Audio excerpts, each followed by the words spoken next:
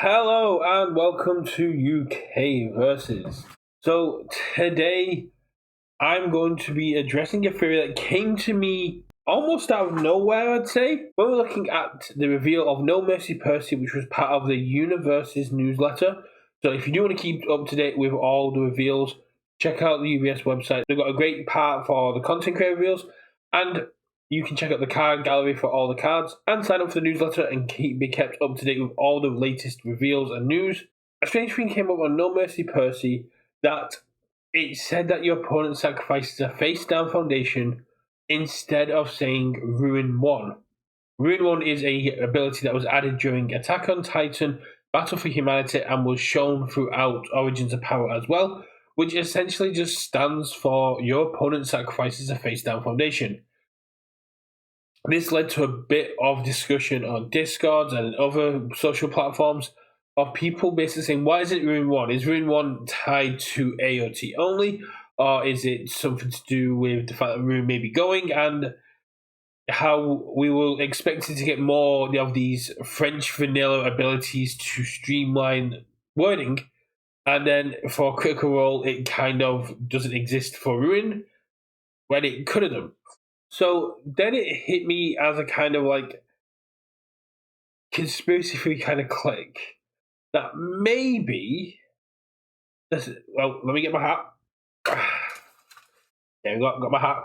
Maybe the sets are out of order.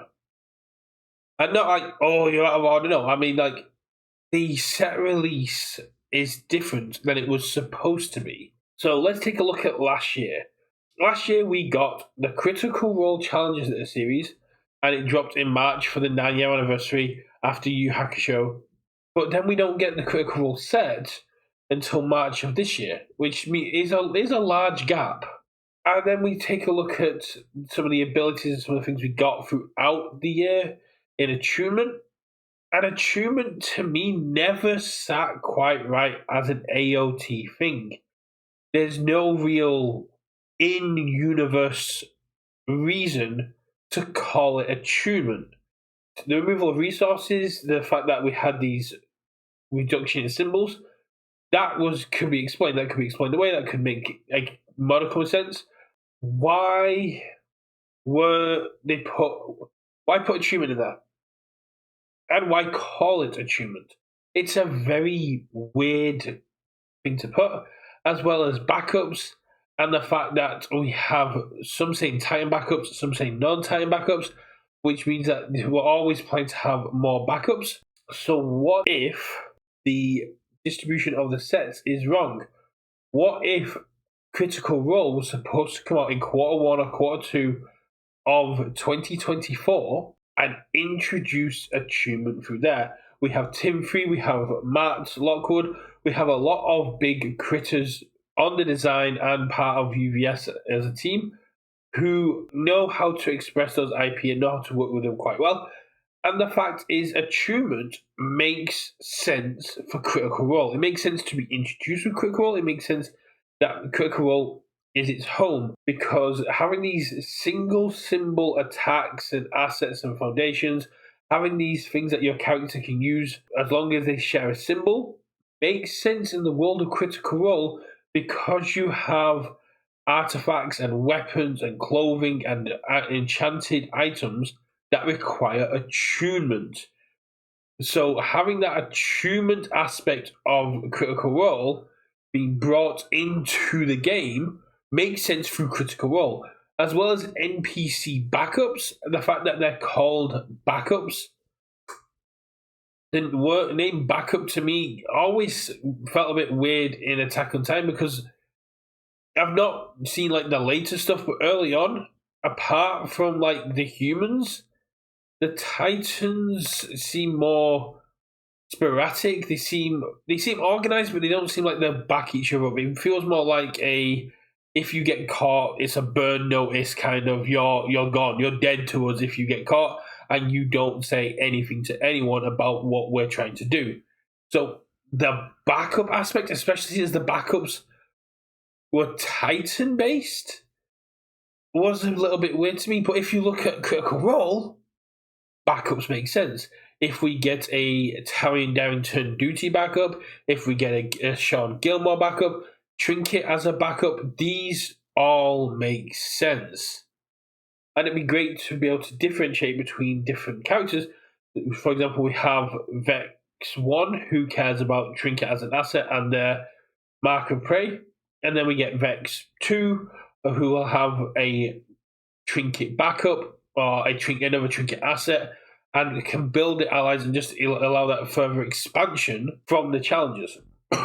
On top of that, the timing seems a little bit weird. I think Girl Power was possibly meant to be pushed a bit further down, because look at the release schedule. Girl Power came out, and then months later, the My Hero Academia Challenger came out. That's some weird kind of timing. That's a little bit of weird synergy. When we had the AOT Challenger and AOT drop together, it's kind of weird. If we'd have had the Critical Role Challenger, then in May, the Critical Role set, then we go Godzilla, AOT, then we take a break from AOT with Girl Power rounding out the season, bringing in Dark Hero Challenger as well. Then we bring into AOT in March of this year. It kind of spreads out the IPs a little bit more and makes it a little bit easier to consume. There's still a lot of product, don't get me wrong, I'm glad they've addressed that. But it means that you get attunement introduced earlier, it means you get backups introduced earlier, and the big thing, you get classes introduced earlier. Because we just had the article from Tim Free talking about classes, but those weren't introduced in Critical Role. Yesterday is kind of their bread and butter. We're getting what the symbols actually do for each of those classes. But we've been seeing classes before that. We've been seeing Warrior dropping on Origins of Power. We've been seeing Brawler in Tekken 8. We've been seeing the Champion, Inventor, Healer throughout Lower Decks. So those were there for Origins of Power, but not for Battle of Humanity. So you can kind of see where I'm coming across with, like, the sets feel a little bit out of order. I'm going to take this off because it's dinging in. So, why would they move Critical Role? Quite simple, but 10-year anniversary. Moving it from a basic May release, which would have lined up with things like Comic-Cons at the beginning of convention season, and that would have been a great way to hype it up and go to these conventions and go, we've got Critical Role over Girl Power, which was good. Don't get me wrong, I like Girl Power, but Critical Role at the beginning of the convention season would have been very cool. But the 10-year anniversary is a much bigger selling point. This would explain why it didn't have Ruin, because if it was meant to come out before AOT, Ruin wasn't a thing yet. If it was meant to introduce attunement, you get a much more hype article that the design team can write, talking about how characters are no longer locked to their individual symbol. They can equip different attacks. They can have access to these other symbols if they attune to them. It fits in perfectly with the IP. And as we've seen with Vexalia and Jester and Not, and even Vax to an extent, the translation of Critical Role into our game is done very, very well. I've got an entire video talking about how the translation of Vex even incorporates the kind of playstyle of Laura Bailey. I am coming round to this theory that it's out of order. Why have a Critical Role Challenger in March and then release the set the March afterwards? Why have a Dark Hero Challenger in October but release a set in May? Why have these two AOTs that bring in these new French vanilla keywords, bring in all these abilities, but the naming and the themes don't quite match up to the IP? But then when we look at Critical Role, backups make sense. Attunement makes sense. It feels like it's a missing piece of 2024 that does make sense. Also think about the progression of the meta. If we have got AOT, if we got AOT2 after Worlds, a lot of these key threatening pieces, a lot of things like Bert and Mimic get a lot weaker. We don't get Soup until after battle arenas rotated, mimics gone down in power. Yes, risking Kato is always going to be a mistake, but we kind of let the meta breathe a little bit. As well as when we're looking at adding all these remove matter cards for things like pacts, and when you're looking at all these unflips for the wardens, introducing ruin after you've introduced a bunch of Earth Attune cards that allow you to unflip, good and evil are still not getting the support. But going from a 9 Attune set into a 6 Attune set, back into an every set symbol matters, then back into a 6, you're allowing the meta to breathe, you're allowing the meta to kind of create this ecosystem of where symbols are still getting support, and especially when you get the Dark Deku stuff, having access to all these critical role things on release would have made him more powerful. It's, like I said, it's a tinfoil hat theory for sure. It is 100% the sets are out of order, but looking at the way stuff gets released, looking at how, especially October, where we kind of went, here's Tekken, here's Dark Hero, then straight into AOT2, that was a very compact release schedule that ended up with an OP season that had 3 different card pools and essentially 3 different metas. And I think that it was kind of, every action has an equal opposite reaction by the shuffling of the sets, by shuffling of the products to try to establish everything. We ended up with this block of releases that kind of just happened. To me, this kind of makes sense. You get the more symbols, you get critical quite early. Moving it makes sense. 10-year anniversary makes it a lot more hype. Means that it gives time for Hell's Bells to progress even further before they start working on the next set. And it allows them to kind of test run backups and through AOT. But I think the sets are out of order. I think they will never get confirmed. No one's ever going to come up to me and go, you were right about this. I think that for some reason, possibly because it's 10-year anniversary, possibly because other people wanted their stuff done first, it makes sense. Look at the original OP schedule for 2024. We were supposed to play 4 rounds of Swiss and then move into a draft. And if you're drafting Critical Role, that's very cool. But the AOT draft doesn't make sense. Drafting AOT before modified draft would have been very hard. They had to introduce modified draft to help draft AOT. But if we go through season 1 with drafting, Yu Hakusho, then we go through season 2 drafting Critical Role, season 3 drafting Girl Power, then for Worlds, we draft 3 packs of Battle for Humanity, and then 3 packs of the upcoming Origins of Power. That becomes hype. That becomes a selling point, and that becomes a thing for Worlds players to get behind and go, I now have these Attune symbols, and it becomes a lot more compressed, and you get the modified draft aspect there, as well as this sort of exclusive format for Worlds, because drafting was supposed to be a massive aspect of Worlds. Whether it is still or not comes down to what we get told, what we've been told by Josh, because I'm recording this before the Worlds format has been announced. I may add something on about that if I'm still editing it when this stuff comes out, but once it's edited, I'm too lazy to go back and insert stuff in. To me, this just kind of makes an eerie level of sense.